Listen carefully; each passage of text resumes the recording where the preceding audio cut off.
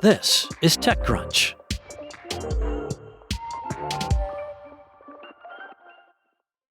An AI lab called Fundamental emerged from stealth on Thursday, offering a new foundation model to solve an old problem: how to draw insights from the huge quantities of structured data produced by enterprises. By combining the old systems of predictive AI with more contemporary tools, the company believes it can reshape how large enterprises analyze their data.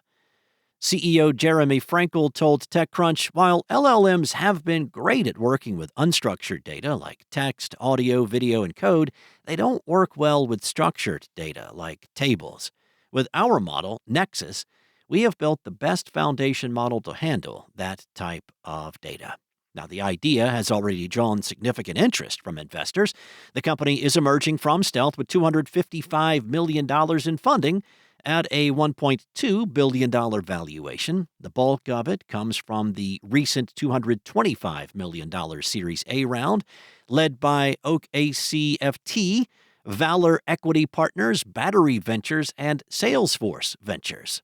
Hetz Ventures also participated in the Series A, with angel funding from Perplexity CEO Ervin Srinivas, Brex co-founder Enrique Dubrega, and Datadog CEO Olivier Pommel. Called a large tubular model, or LTM, rather than a large language model, or LLM, Fundamental's Nexus breaks from contemporary AI practices in a number of significant ways. The model is deterministic. That is, it will give the same answer every time it is asked a given question, and does not rely on the transformer architecture that defines models from most contemporary AI labs. Fundamental calls it a foundation model because it goes through the normal steps of pre-training and fine-tuning, but the result is something profoundly different from what a client would get when partnering with OpenAI or Anthropic. Those differences are important because Fundamental is chasing a use case where contemporary AI models often falter. Because transformer-based AI models can only process data that's within their context window, they often have trouble reasoning over extremely large data sets, analyzing a spreadsheet with billions of rows, for instance. But that kind of enormous, structured data set is common within large enterprises, creating a significant opportunity for models that can handle the scale. As Frankel sees it, that's a huge opportunity for Fundamental. Using Nexus, the company can bring contemporary techniques to big data analysis, offering something more powerful and flexible than the algorithms that are currently in use.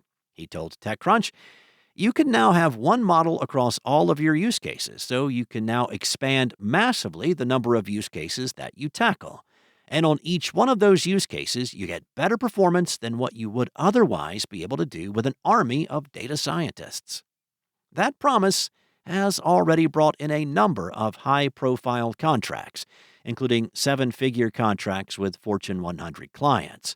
The company has also entered into a strategic partnership with AWS that will allow AWS users to deploy Nexus directly from existing instances. Anthropic and OpenAI may be rivals, but their presidents, Daniela Amadei and Gregory Brockman, have one thing in common. They are both Stripe alumni. With former employees who went on to create dozens of startups, the fintech company has become one of the most prolific founder factories, and the money is following. The latest example? Business identity verification startup Duna, which just raised a €30 million Series A to become the best-funded European member of the so-called Stripe Mafia. The funding round was led by Alphabet's growth fund, CapitalG, which has also backed Stripe since co-leading its Series D way back in 2016. Based in Germany and the Netherlands, Duna was co-founded by Stripe alumni Duco van Lanschot and David Schreiber. With customers including Plaid, the startup helps fintech companies onboard business customers more efficiently, reducing the typical churn associated with corporate ID checks and other fraud prevention measures. Now, Stripe is not a customer of Duna, but its executives were well placed to understand the opportunity that the startup is seizing, which is reflected in its cap table. The company's angel investors include former Stripe executives David Singleton, Claire Hughes Johnson, and Michael Kokeman. Even Stripe rival Adyen got involved, with CRCO Mariette Swart and CFO Ethan Tandowski joining as angels. Their endorsements also validate Van Lanschot's hunch that these companies will not compete with Duna, even though they could. He said it requires such fine-grained controls that change on a company-by-company basis that an Adyen or a Stripe isn't going to spin out their business onboarding as a separate product, where another enterprise customer can change all of the configurations. If it is still worth the effort for Duna, it's because the startup is going after the long tail of enterprise clients that don't have huge resources to dedicate to business onboarding. But it's also because its vision doesn't stop there. Duna's ambition is to build a network that allows companies to reuse their verified identity information across multiple platforms. Van Lanschot said, "What we want to build over time is a global trust infrastructure where we provide a digital passport for every business, so you can reuse your file from onboarding on German spend management platform Moss, say, to onboard with Plaid, or you can reuse it to open up a bank account." This goal resonated with Alex Nichols, the general partner who led CapitalG's investment into the Series A.